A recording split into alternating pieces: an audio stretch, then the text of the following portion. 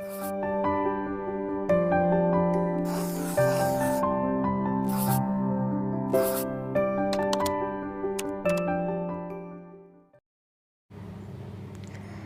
राधे दोस्तों, आप सभी को मकर संक्रांति की हार्दिक शुभकामनाएं। आज हम जानेंगे मकर संक्रांति के बारे में कि यह क्यों मनाई जाती है। इसमें गंगा स्नान का क्या महत्व है। साथ ही साथ जानेंगे कि इस दिन क्या करना चाहिए। आइए अब सुनते हैं मकर संक्रांति के बारे में। मकर संक्रांति हिंदुओं का विशेष त्योहार है। इस दिन स्नान और दान का खास महत्व माना गया है।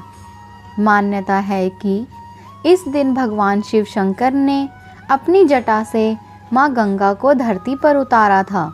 इस साल मकर संक्रांति 14 जनवरी को मनाई जाएगी। कथा के अनुसार इसी दिन माँ गंगा धरती पर आई थी। मकर संक्रांति के दिन सूर्य देव धनु राशि से निकलकर मकर राशि में प्रवेश करते हैं। मकर संक्रांति 14 जनवरी को मनाया जाता है। इस दिन पवित्र नदियों में स्नान करना, दान और पूजा करने का विशेष महत्व होता है। शास्त्रों के अनुसार इस दिन सूर्य देवता दक्षिणायन से उत्तरायण की ओर प्रस्थान करते हैं। सूर्य का धनु राशि से मकर राशि में प्रवेश करने के कारण इस दिन को मकर संक्रांति कहा जाता है। हिंदू धर्मशास्त्र के अनुसार इस दिन खरमास समाप्त हो जाता है और सभी शुभ कार्य का प्रारंभ होता है।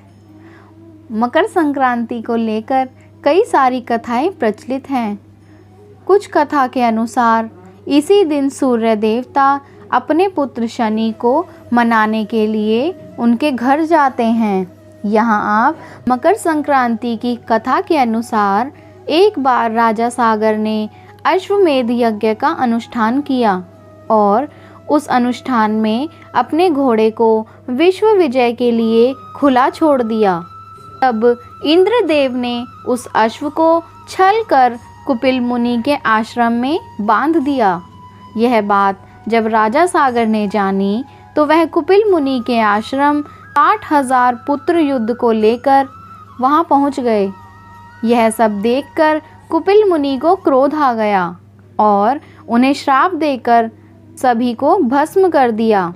तब राजा सागर के पोते राजकुमार अंशुमान ने कुपिल मुनि के आश्रम में जाकर उनसे विनती मांगी और अपने परिजनों के उद्धार के लिए समाधान पूछा।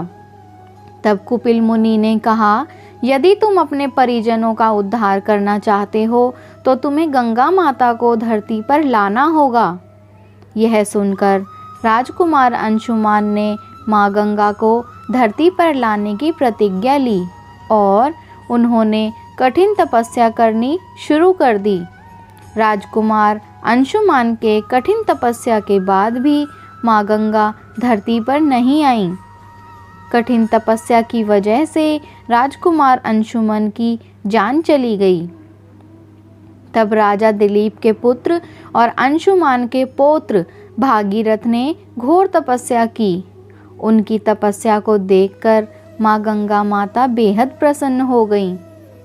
यदि गंगा माता स्वर्ग से सीधे धरती पर आती तो धरती पर प्रलय हो जाता। गंगा माता को बांध कर रखने की क्षमता सिर्फ भोलेनाथ में थी। इस वजह से भागीरथ ने भोलेनाथ को प्रसन्न करने के लिए तपस्या करनी शुरू कर दी। भागीरथ की तपस्या को देखकर भगवान शिव प्रसन्न हो गए और भागीरथ को मनवांछित फल मांगने को कहा। तब भागीरथ ने भोलेनाथ से गंगा माता को अपनी जटा में बांधकर धरती पर धीरे धीरे प्रवाहित करने की विनती की। तब भोलेनाथ ने भागीरथ की यह इच्छा पूर्ण की। भागीरथ ने माँ गंगा को कुपिल मुनि के आश्रम आने का अनुरोध किया। कुपिल मुनि के आश्रम में भागीरथ के पूर्वजों की राख रखी थी। पौराणिक कथा के अनुसार गंगा माता के पावन जल से भागीरथ के पूर्वजों का उद्धार हो गया। भागीरथ के पूर्वजों का उद्धार करने के बाद गंगा माता सागर में जाकर मिल गई।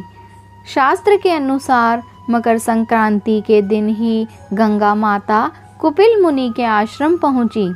इसीलिए हिंदू शास्त्र में इस दिन गंगा स्नान का विशेष महत्व बताया गया है। आइए अब हम जानते हैं मकर संक्रांति का पुण्यकाल। 14 जनवरी को मकर संक्रांति का पुण्यकाल सुबह 8:30 से शाम को 5:46 तक है। वही मकर संक्रांति का महापुण्यकाल 1 घंटा 45 मिनट का है, जो सुबह 8:30 से दिन में 10:45 तक है।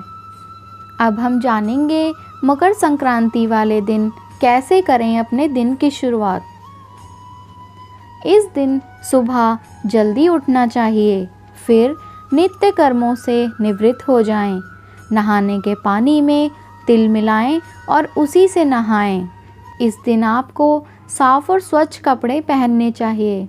फिर दाहिने हाथ में जल लें और पूरे दिन बिना नमक खाए व्रत करने का संकल्प लें। इस दिन आपको अपने सामर्थ्य अनुसार दान करने का संकल्प लेना चाहिए। इसके बाद सूर्य देव को तांबे के लोटे में जल लेकर शुद्ध जल अर्पित करें। इस जल में लाल फूल, लाल चंदन और थोड़ा सा गुड़ मिला लें। जो जल आप सूर्य को चढ़ा रहे हैं उसे तांबे के बर्तन में ही गिराएं। जो जल इस बर्तन में इकट्ठा हो उसे पौधे में डाल दें। सूर्य को जल चढ़ाते हुए इस मंत्र का जाप करें। ओम घृणी सूर्य आदित्याय नमः। अब सूर्य देव की पूजा करते समय इन मंत्रों का भी जाप करें। ओम सूर्याय नमः, ओम आदित्याय नमः, ओम सप्तार्चिषे नमः, ओम सावित्रे नमः, ओम मार्तंडाय नमः, ओम विष्णवे नमः, ओम भास्कराय नमः, ओम भानवे नमः, ओम मारीचे नमः। साथ ही साथ पूजा संपन्न करने के पश्चात इस दिन दान भी करें। मकर संक्रांति पर इन वस्तुओं का करें दान। उड़द की खिचड़ी का दान मकर संक्रांति के दिन उड़द की खिचड़ी और चावल से बनी खिचड़ी का दान करना सबसे शुभ माना जाता है। इसके साथ साथ काले तिल का दान, गुड़ का दान, शुद्ध घी का दान और कंबल का दान भी बहुत महत्वपूर्ण माना जाता है। आइए जानते हैं मकर संक्रांति व्रत विधि। इस दिन पावन नदियों में श्रद्धापूर्वक स्नान करें।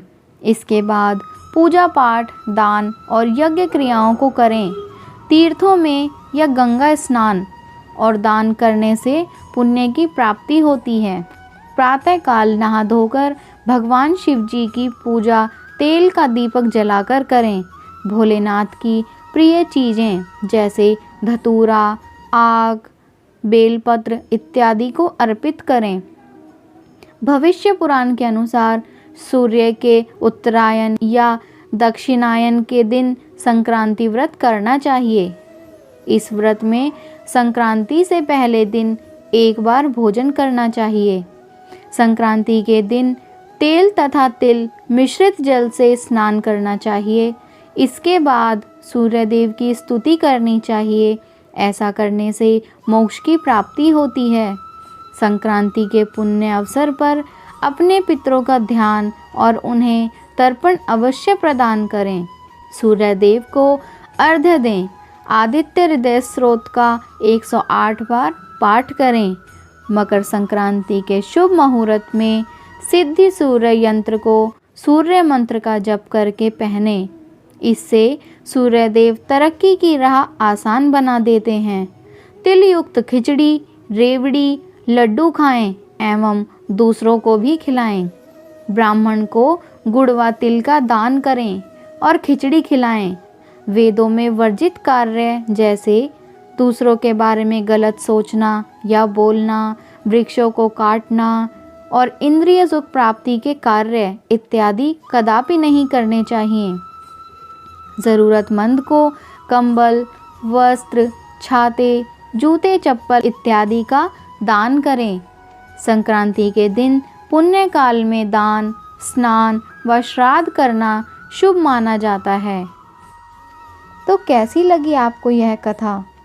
कमेंट बॉक्स में ज़रूर बताएं और ऐसी कथाओं से जुड़े रहने के लिए हमारे चैनल को सब्सक्राइब करें।